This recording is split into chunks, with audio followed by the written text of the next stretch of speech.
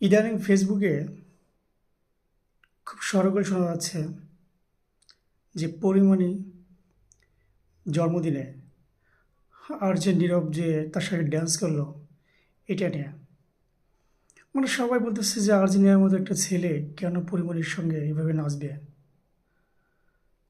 দেখুন, নীরব সে একজন মডেলিং। তো মাঝে মাঝে দেখা যাচ্ছে সে অনেক সময় করে মানুষকে জ্ঞানমূলক কথাবার্তা বলে আর কি, মানুষকে উপদেশমূলক কথাবার্তা বলে। তো সবাই জানে।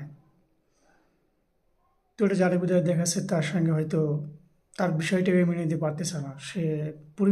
পরিমণির মতো মেয়ের সাথে সে কথা এইভাবে ড্যান্স করছে, এটা কেউ মানতে পারতেছে না। এই যার জন্য সবাই দেখা যাচ্ছে বারবার বলতেছে কেন নীরব এটা করবে। আরে ভাই, নীরব কি এত ভালো? সে কি এত ভালো ছেলে যে তার সঙ্গে করবে না?